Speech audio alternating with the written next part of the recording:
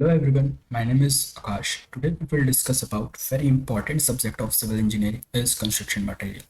जैसा कि आपको नाम से ही पता चल रहा है कि इस सब्जेक्ट में हम कंस्ट्रक्शन रिलेटेड जितने भी मटेरियल्स हैं उनके बारे में स्टडी करेंगे। इस सब्जेक्ट की जो हमारी वेटेज होती है सेमेस्टर्स एग्जाम से वो काफ़ी ज़्यादा होती है। साथ ही इस सब्जेक्ट से हमारे प्लेसमेंट्स में जो कंपनीज आती हैं उनके काफ़ी सारे क्वेश्चंस रेज होते हैं और हमारे जो कॉम्पिटिटिव एग्ज़ाम होते हैं वहाँ पर भी इस सब्जेक्ट का वेटेज काफ़ी ज़्यादा होता है। सो फ्रेंड्स, हमने इस कोर्स को इस हिसाब से डिज़ाइन कराया है कि आपको ये कोर्स आपके सेमेस्टर्स एग्जाम्स में तो हेल्प करेगा ही, साथ ही आपके प्लेसमेंट्स में और आपके कॉम्पिटिटिव एग्जाम में भी हेल्प करेगा। सो फ्रेंड्स, इस सब्जेक्ट को स्टार्ट करने से पहले मैं आपको इसका ऑब्जेक्टिव बताना चाहूँगा कि एज अ सिविल इंजीनियर आपको ये सब्जेक्ट की नॉलेज क्यों होनी चाहिए। सो फ्रेंड, इस सब्जेक्ट का जो ऑब्जेक्टिव है वो ये है कि आपको जितने भी कंस्ट्रक्शन मटेरियल्स यूज़ होंगे हमारे साइट्स में उनके बारे में बताया जाएगा कि कौन कौन से मटेरियल्स यूज़ होते हैं हमारे कंस्ट्रक्शन साइट्स पर। सेकेंडली, आपको उनके बारे में उनके फीचर्स बताए जाएंगे, उनकी प्रॉपर्टीज़ बताई जाएगी। प्रॉपर्टीज़ इन द सेंस उसकी स्ट्रेंथ बताई जाएगी। स्ट्रेंथ में जैसे उसकी क्या टेंसाइल स्ट्रेंथ है, क्या कंप्रेसिव स्ट्रेंथ है, क्या उसकी डक्टिलिटी क्या है, मटेरियल वो ड्यूरेबल है कि नहीं। तो ये सारे डिफरेंट टाइप्स के फीचर्स आपको बताए जाएंगे उस मटेरियल से रिगार्डिंग। थर्डली, आप जो हमारे कंस्ट्रक्शंस में मटेरियल्स यूज़ होते हैं वो हमारे आर्टिफिशियल मटेरियल्स भी यूज़ होते हैं और नेचुरल मटेरियल्स भी यूज़ होते हैं। तो आपको उनके बारे में भी बताया जाएगा कि हमारे कौन कौन से नेचुरल मटेरियल्स यूज़ करते हैं हम, और कौन से मेन मेड मटेरियल्स यूज़ करते हैं। मेन मेड मटेरियल्स कैसे उनको मैन्युफैक्चर्ड करा जाता है उनके बारे में बताया जाएगा। थर्डली, आपको डिफ्रेंशिएट कर पाएंगे आप कि क्या कौन सा हमारा नेचुरल मटेरियल है और कौन सा आर्टिफिशियल मटेरियल। जस्ट मैं आपको एक एग्जांपल से समझाता हूँ कि जैसे कि जो हमारा नेचुरल मटेरियल होगा आप उसको देखकर ही बता सकते हैं कि नेचुरल है कि आर्टिफिशियल। कैसे? आप उसको जब देखेंगे नेचुरल मटेरियल को तो वो इरेगुलर उसकी शेप होगी, टेक्सचर होगा। वेरेज जो आर्टिफिशियल मटेरियल होगा वो रेगुलर उसकी शेप होगी और टेक्सचर होगा। क्यों? क्योंकि वो फैक्ट्रीज में बना है। कोई सब्जेक्ट में अब आपको पता चल गया कि कौन कौन से मटेरियल्स होते यूज़ करे जाते हैं, उनके क्या फीचर्स, उनकी क्या प्रॉपर्टीज़ है।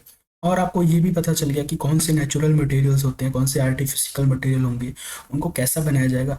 अब हमको इस सब्जेक्ट में ये पढ़ाया जाएगा कि वो जो मटेरियल्स हैं उनकी क्वालिटी चेक कैसे करेंगे। क्वालिटी में हम उसकी फिजिकल टेस्ट करेंगे, उसकी स्ट्रेंथ टेस्ट करेंगे, तो हम क्वालिटी कंट्रोल करेंगे। तो वो सारी चीज़ें आपको इस सब्जेक्ट में पढ़ाई जाएगी। और लास्टली, आपको हमारे जो डिफरेंट टाइप्स के आर्टिफिशियल कंस्ट्रक्शन मटेरियल्स यूज होते हैं वेरियस कंस्ट्रक्शन एक्टिविटीज में, तो उन सारे आर्टिफिशियल मटेरियल्स के बारे में बताया जाएगा। आर्टिफिशियल मटेरियल जो हम बनाते हैं जैसे कि हमारी ब्रिक्स हो गई, वो हम बनाते हैं, सीमेंट हो गई, इन सब के बारे में आपको पढ़ाया जाएगा। तो इस कोर्स का मेनली ऑब्जेक्टिव यही है कि आपको कंस्ट्रक्शन साइट्स पे जो भी मटेरियल्स यूज होते हैं उनके बारे में पढ़ाया जाएगा, उनके फीचर्स, उनकी प्रॉपर्टीज बताई जाएगी, ताकि आप एबल हो सकें उसको कहाँ यूज़ करना है, कैसे यूज़ करना है, उसकी प्रॉपर्टीज़ फीचर्स देख के आप डिफ्रेंशिएट कर पाएँ आर्टिफिशियल और नेचुरल्स मटेरियल को, और आप क्वालिटी कंट्रोल कर सकें उन पे टेस्ट करके। और आपको आर्टिफिशियल मटेरियल्स के बारे में बताया जाएगा कि कैसे बनते हैं। सो आई होप फ्रेंड्स आपको समझ में आया होगा इस सब्जेक्ट का ऑब्जेक्टिव। बाकी आपको जब ये सब्जेक्ट पढ़ाया जाएगा आपको डीप नॉलेज दी जाएगी हर एक टॉपिक्स की, और आपको मज़ा आएगा पढ़ने में। तो चलिए अब हम इसके सिलेबस के बारे में जान लेते हैं कि हम इस सिलेबस में क्या क्या पढ़ने वाले हैं। सो फ्रेंड्स, इसमें टोटल 4 यूनिट है। फर्स्ट यूनिट में आपको पढ़ाया जाएगा ब्रिक्स, जो कि एक आर्टिफिशियल कंस्ट्रक्शन मटेरियल है। ब्रिक्स के बारे में आपको पढ़ाया जाएगा कि किस तरीके से हम उसको मैन्युफैक्चर्ड करते हैं, कि मतलब कैसे बनती है। उसमें आपको कि कैसे हम प्रिपेयर करते हैं क्ले को, किस तरीके से हम उसकी मोल्डिंग करते हैं। मोल्डिंग मीन्स उसको हम शेप देते हैं ना, तो कैसे शेप देते हैं, वो भी टेबल या ड्राई, किस तरीके से हम बर्न करते हैं, बर्न होती है हमारे क्लिंस में, क्लैंप्स में, ये सब आप पढ़ेंगे। उसके बाद हम उस पर कौन कौन से टेस्ट करते हैं। ब्रिक्स बनने के बाद हम उसके डायमेंशन टेस्ट होता है, साउंडनेस टेस्ट होता है, कंप्रेसिव स्ट्रेंथ टेस्ट होता है, टफनेस टेस्ट होता है, फ्लोरेसेंस टेस्ट होता है। तो ये सारे टेस्ट हैं जो आप पढ़ेंगे ब्रिक्स के। फिर आपको डिफेक्ट्स पढ़ाए जाएंगे कि हम ओवर बर्न कर देते हैं तब कौन से डिफेक्ट्स आते हैं, अंडर बर्न कर देते हैं तब कौन से डिफेक्ट्स आते हैं। फिर आपको पढ़ाया जाएगा इन ब्रिक्स से हम कैसे कैसे बॉन्ड बनाते हैं। इंग्लिश बॉन्ड होता है, फ्लेमिश बॉन्ड होता है, स्ट्रेचर बॉन्ड होता है, हेडर बॉन्ड होता है। तो ये सारी चीज़ें आप पढ़ेंगे इस यूनिट में, यूनिट 1 में ब्रिक्स की।